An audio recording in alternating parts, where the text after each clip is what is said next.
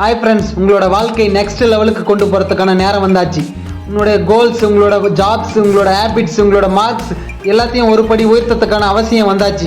ஏன்னா நீங்கள் இந்த வருஷத்தில் கிடைச்ச சக்ஸஸ் என்பது நீங்கள் இந்த வருஷத்தில் போட்ட எஃபர்ட்டுக்கான ரிசல்ட் தான். ஆனால் இனிமேல் வர ரிசல்ட் என்பது, அதில் வர சக்ஸஸ் என்பது இந்த நிமிடத்தில் இருந்து உங்கள் வாழ்க்கைக்காக எப்படி ப்ரிப்பேர் பண்ண போகிறீங்க, உங்களோட வெற்றிக்காக நீங்கள் எவ்வளவு ஹார்ட் ஒர்க் பண்ண போகிற அதை பொறுத்து தான் கிடைக்க போகிறது ரிசல்ட் என்றதை நீ நல்ல ஞாபகம் வச்சுக்கோ. உன்னோட வெற்றி என்பது எப்பவுமே கிராஜுவலாக இன்க்ரீஸ் ஆகினே போகணும். உன்னோட க்ரோத் என்பது எப்பவுமே மேல் நோக்கி போயிட்டே இருக்கணும். உதாரணத்துக்கு ஒரு ஒலிம்பிக் கேம்ஸ் எடுத்துக்கோ.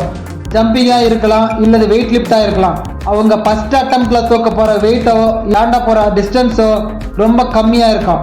ஏன்னா அவங்க கடைசி அட்டம்ப்ட்ல கொடுக்க போகிற அச்சீவ்மெண்ட்ன்றது ரொம்ப பெருசாக இருக்கும். அதே மாதிரி தான் இந்த இயரில் உனக்கு கிடைச்ச சக்ஸஸை விட 10% அல்லது 20% கூட வாங்கினாதான் உன்னோட க்ரோத் கிராஜுவல் மேலே பார்த்து இருக்கும். அது உன்னால் முடியும். சில பேர் நினைக்கலாம், எனக்கு மென்டல் பவர் கம்மியாக இருக்குது, எபிலிட்டி கம்மியாக இருக்குன்னு. என்னால் நிறைய நேரம் ஃபோக்கஸாக இருக்க முடியல, கான்சென்ட்ரேஷனாக எந்த வேலையும் செய்ய முடியல. ஒரு விஷயம் நல்லா புரிஞ்சுக்க, உன்னை பற்றி நீ இங்கே என்ன நினச்சி வச்சிருக்கிறன்னு எனக்கு தெரியாது. என்கிட்ட கேட்டால் நான் அடித்து சொல்லுவேன், நீ நினைப்பதை விட உன்னோட உடம்பு, உன்னோட மனசோட பவர் கெப்பாசிட்டி 100 மடங்கு அதிகமானது. ஏன்னா ஒரு கார் ரேஸோ இல்லை ஒரு பைக் ரேஸோ எடுத்துக்கிட்டேன்னா அந்த ரேஸில் ஜெயிக்க போகிறது எந்த கம்பெனி காரு, எந்த கம்பெனி பைக்ன்றது இல்லை, அதை யார் ஓட்ட போறாங்கன்றத பொறுத்து தான் இருக்கு. அதே மாதிரி தான் இங்க உன்னோட எபிலிட்டி, உன்னோட திறமை ஒண்ணுமே கிடையாது. இங்க நீ உன்னை பத்தி என்ன நினைச்சு வச்சிருக்கிற, இங்க நீ உனக்காக எவ்வளவு தூரம் கஷ்டப்பட தயாரா இருக்க, இங்க நீ உன்னோட வெற்றிக்கு எவ்வளவு தூரம் பிராக்டிஸ் பண்ண போற, அதை பொறுத்து தான் உன்னோட சக்சஸ், கோல்ஸ், இன்கம், க்ரோத் எல்லாமே வரப்போகுது. உன்னோட எபிலிட்டியை நினைச்சு உன்னை நீயே குறை சொல்லிக்காத. நினைச்சு பார்க்காத அளவுக்கு உன்னால நல்ல சக்சஸ்ஃபுல் பர்சனா வர முடியும். எல்லா வெற்றியும் உன்னால அனுபவிக்க முடியும். அதுக்கு நீ கன்சிஸ்டன்ஸா இருந்து போராடணும்.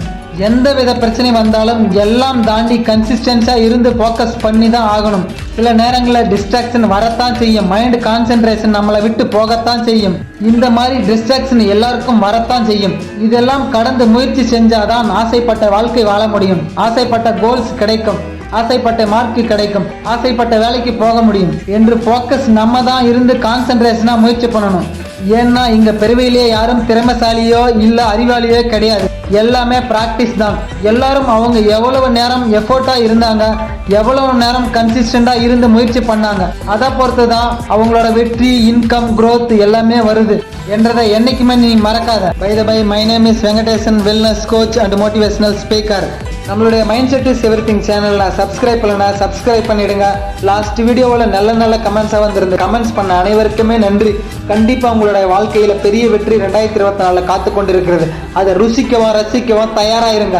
கூடவே லைக் பட்டன் அமைத்து விடுங்க. அந்த நல்ல செய்தி நிறைய பேருக்கு கொண்டு சேர்க்கும். தமிழில் ஒரு பழமொழி இருக்கு, மனம் இருந்தால் மார்க்கம் உண்டு. நம்ம என்ன நினைக்கிறோம்னா, நமக்கு பிடிச்ச மாதிரி வாழ்க்கை மாறாதா, நம்மளுக்கு பிடிச்ச வேலை கிடைக்காதா, கிடைச்ச எல்லாமே நல்லபடியா இருக்காதான்னு நினைக்கிறோமே தவிர, நம்ம கஷ்டப்பட்டு முயற்சி செய்வோம், நம்ம கஷ்டப்பட்டு படிக்குவோம், நம்ம கஷ்டப்பட்டு திறமையை வளர்த்துக்குவோம் என்ற ஒரு வில் பவர் நமக்கு வரவே மாட்டேங்குது. ஏன் தெரியுமா? ஏன்னா பயம். கன்சிஸ்டன்ஸா இருக்கிறதுக்கு பயப்படுறோம், ஒரு புதிய செயலா செய்வதற்கு பயப்படுறோம், ஒரு ரிஸ்க் எடுக்கிறதுக்கு பயப்படுறோம். ஆனா நீ இந்த தப்பை மட்டும் பண்ணாத. நீ இறங்கி கஷ்டப்பட்டு முயற்சி செஞ்சனா உன்னால கண்டிப்பா நீ நினைச்ச வாழ்க்கையை விட நல்ல வாழ்க்கையை வாழ முடியும். நல்ல சக்சஸ்ஃபுல் பர்சனா வெற்றி பெற முடியும். இங்க school first, college first, district first, IAS, IPS first rank, second rank எடுக்கிற எல்லாருமே திறமையானவர்கள் என்றால் கிடையவே கிடையாது. ஏன்னா அவங்க அச்சீவ் பண்றதுக்கு பின்னாடி இருக்கிற எல்லாமே பல மணி நேர உழைப்பு, அவங்க கன்சிஸ்டண்டா இருந்து படிச்ச படிப்பு. நேரங்கள்ல அவங்களால சின்ன சின்ன சந்தோஷங்களை கூட அனுபவிக்க முடியாத இழந்த சந்திப்பு தான். இது போல பல பிரச்சனைகளுக்கு மத்தியில தான் அவங்க ஒரு அச்சீவ்மெண்ட்டை நிகழ்த்தி இருக்காங்க. ஸோ நீங்களும் அவங்க மாதிரி கன்சிஸ்டா இருந்து முயற்சி செஞ்சீங்களானா உங்களாலையும் அந்த மாதிரி வெற்றியை கண்டிப்பா எடுக்க முடியும். ஒரு சக்சஸுக்கு பின்னாடி இருக்கிறது என்ன தெரியுமா? 10% ஸ்கில்லு தான், மிச்சம் இருக்கிறது 90% டிசிப்ளின், கன்சிஸ்டன்சி. ஸோ இந்த கேள்வி எல்லாம் ஒன்னே ஒன்று தான், நீங்க கன்சிஸ்டன்ஸா இருந்து போராட தயாரா இருக்கீங்களா? அப்படி நீங்க கன்சிஸ்டண்டா இருந்து முயற்சி செய்ய தயாரா இருந்தீங்களா நல்ல மார்க் எடுக்க முடியும், நல்ல வாழ்க்கை வாழ முடியும். உங்க வாழ்க்கையில நல்ல க்ரோத், நல்ல இன்கம் இருக்கும். இங்க ஓவர் நைட்ல மிராக்கள் நடக்காது, ஓவர் நைட்ல உங்க லைஃப் ஸ்டைல் மாறிடாது. ஆனா நீங்க கன்சிஸ்டன்ஸா இருந்து முயற்சி செய்ய ஆரம்பிச்சீங்களா உங்களோட க்ரோத், உங்களோட மரியாதை டே பை டே இன்க்ரீஸ் ஆகிட்டே இருக்கும். அந்த இம்ப்ரூவ்மெண்ட் உங்களுக்கு கண்டிப்பா கண்ணுக்கு தெரியும். அதனால முயற்சி பண்ணி போராடுங்க. இங்க எல்லாருக்கும் கஷ்டங்கள் வரத்தான் செய்யும். நம்ம எவ்வளவு தூரம் கஷ்டப்படுறோமோ அந்த அளவுக்கு நம்மளோட வெற்றி நோக்கி போயிட்டே இருப்போம். எந்த அளவுக்கு நம்ம முயற்சிக்கு டிஸ்ட்ராக்ட் வருதோ அந்த அளவுக்கு நம்ம கன்சிஸ்டண்டா பிராக்டிஸ் பண்ணுவோம். இங்க வெற்றி பெற்றவனுக்கும் தோல்வி அடைஞ்சவனுக்கும் வித்தியாசம் ஒண்ணுதான். வெற்றி அடைய நினைக்கிறவன் என்னைக்குமே சோம்பேறியா இருக்க ஆசைப்பட மாட்டான். கஷ்டங்கள் வரத்தான் செய்யும். நம்ம எவ்வளவு தூரம் கஷ்டப்படுறோமோ அந்த அளவுக்கு நம்மளோட வெற்றி நோக்கி போயிட்டே இருப்போம். எந்த அளவுக்கு நம்ம முயற்சிக்கு டிஸ்ட்ராக்ட் வருதோ அந்த அளவுக்கு நம்ம கான்சென்ட்ரேஷனோட பிராக்டிஸ் பண்ணுவோம். இங்க வெற்றி பெற்றவனுக்கும் தோல்வி அடைஞ்சவனுக்கும் வித்தியாசம் ஒண்ணுதான். வெற்றி அடைய நினைக்கிறவன் என்னைக்குமே சோம்பேறியா இருக்க மாட்டான். அவன் திறமைசாலியா இருக்க ஆசைப்படுவான். இந்த சோம்பேறிக்கும் திறமைசாலிக்கும் என்ன வித்தியாசம் என்ன? திறமைசாலிக்கு தேவையான 24 மணி நேரமும் முயற்சி செஞ்சுட்டே இருப்பான். சோம்பேறி 24 மணி நேரத்தை என்ன செய்யறதுன்னு தெரியாம முடிச்சுட்டு இருப்பான். தேவையில்லாத இடங்களை நேரத்தை செலவழிச்சுட்டு இருப்பான். தேவையில்லாம பேஸ்புக், இன்ஸ்டாகிராம், வாட்ஸ்அப் ஷேர்ஸ்னு பார்த்துட்டு இருப்பான். உன்னோட கரண்ட் ஆக்ஷனுக்கு முக்கியத்துவம் கொடுக்க போறியா இல்ல உன்னோட எதிர்கால ஆப்பர்ச்சுனிட்டிக்கு முக்கியத்துவம் கொடுக்க போறியா? தினமும் காலையில நீ எந்திரிக்கிற 5 செகண்டுக்கு முன்னாடி உன் கையில இருக்கிறது 2 ஆப்ஷன் தான். ஒண்ணு, உன் தூக்கத்துல வந்த கனவுக்கு உயிர் கொடுக்கறதுக்காக அலாரத்தை ஆஃப் பண்ணிட்டு மறுபடியும் தூங்குறது. 2வது, உன்னோட எதிர்கால கனவு அடைஞ்சே தரணுன்ற லட்சியத்துக்காக அலாரம் அடிக்கிறதுக்கு 5 செகண்டுக்கு முன்னாடி எந்திரிக்கிறது. கேள்வி எல்லாம் ஒண்ணுதான். நீ உன்னுடைய கனவுக்காக தூங்க போறியா இல்ல உன்னோட எதிர்கால கனவுக்காக வாழ போறியா? நீ நைட் எத்தனை மணிக்கு வேணா தூங்கு, நேரமா தூங்கு, சீக்கிரமா தூங்கு, லேட்டா தூங்கு, அதை பத்தி எனக்கு கவலை இல்லை. ஆனா இந்த உலகம் எந்திரிக்கிறதுக்கு 5 செகண்டுக்கு முன்னாடி நீ எந்திரிக்கணும். இந்த சூரியன் உதிக்கிறதுக்கு முன்னாடி நீ பிரகாசமா உதிக்கணும். இந்த உலகத்துல யாரோ ஒரு குரல் கேட்கறதுக்கு முன்னாடி உன்னோட குரல் கண்டிப்பா கேட்கணும். ஏன்னா இந்த உலகத்துல இருக்கிற சக்சஸ்ஃபுல் பர்சனா இருக்கட்டும், எந்த பிசினஸ் மேனா இருக்கட்டும், அவங்க எல்லாருக்கிட்டையும் இருக்கிற காமனான ஹேபிட் என்னன்னு பார்த்தனா அதிகாலையில் எந்திரிக்கிறது தான்.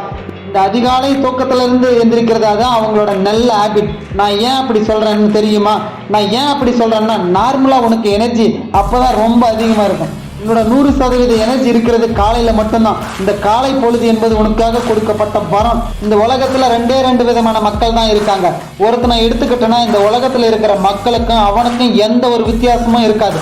அவனும் சாதாரண மனிதர்கள் மாதிரி தான் இருக்குவான். சாதாரண மனுஷன் மாதிரி தான் தூங்குவான். சாதாரண மனுஷன் மாதிரி தான் டிவி பார்ப்பான். சாதாரண மனிதர்கள் போலதான் ஃப்ரெண்டை கூட ஊர் சுத்துவான். சாதாரண விஷயம் மட்டும்தான் பண்ணுவான். அவனும் மற்றவங்கள மாதிரி பெருசா எதையும் சாதிக்க மாட்டான். அவனுக்கும் மற்றவங்களுக்கும் பெருசா எந்த வித்தியாசமும் இருக்காது. ஆனா இன்னொருத்தனை எடுத்துக்கிட்டீங்கன்னா அவனோட சாய்ஸ், அவனோட டிசிஷன், அவனோட ஆக்ஷன், அவனோட ஹேபிட்ஸ் எல்லாமே வேற லெவல்ல இருக்கும். எவன் ஒருத்தன் நார்மலா இருக்கணும், அவன் ரொட்டீன் ஒர்க்கை மட்டும் தான் பண்ணுவான், அவன் ஆர்டினரி பர்சனா தான் இருப்பான். எவன் ஒருத்தன் மற்றவங்களை விட வித்தியாசமா இருக்கணும், அவன் தான் லிஜெண்ட் ஆவான், லீடர் ஆவான், மற்றவங்களை விட சக்சஸ் பர்சனாவும் இருப்பான். அது உங்களுக்கும் தெரியும். என்னைக்குமே நீங்க கீழே விழுந்துட்டீங்களான்னு உங்களுக்கு இருக்கிறது ஒரே ஒரு ஆப்ஷன் தான், திரும்பி எழுந்து வாங்க. விழுந்த இடத்துல இருந்து திரும்ப ஜெயிக்கணும்ன்ற எண்ணத்தோட வாங்க. இந்த நிமிஷம் இருந்து உங்களோட வாழ்க்கை மாறணும்னா இந்த உலகமே தூங்கிட்டு இருந்தாலும் உங்களோட கண்ணு முழிச்சிட்டு இருக்கணும். உங்களுடைய கண்ணு உங்களோட விசனை நோக்கி, உங்களோட கோல்ஸை நோக்கி, எதிர்காலத்தை நோக்கி இருக்கணும். ஸோ முயற்சி பண்ணி போராடுங்க. உங்களால முடியாத விஷயம் எதுவுமே கிடையாது. வெற்றி உங்களுக்கு தான். நீங்க எடுத்து வைக்கும் ஒவ்வொரு அடியின் மொத்த விளைவு தான் உங்களோட வாழ்க்கை. சரியான தேர்ந்தெடுப்புகளை மேற்கொள்ளவும், சிறப்பான பழக்க வழக்கங்களை வளர்த்து கொள்ளவும், சீரிய சிந்தனைகளை சிந்திக்கவும் நம்மளுடைய mindset is everything channel உங்களுக்கு உதவும். இந்த வீடியோ பிடிச்சிருந்தா லைக் பண்ணுங்க, கமெண்ட்ஸ் பண்ணுங்க. நம்மளோட mind set is everything WhatsApp குரூப்ல ஜாயின் பண்ணுங்க. நன்றி நன்றி நன்றி.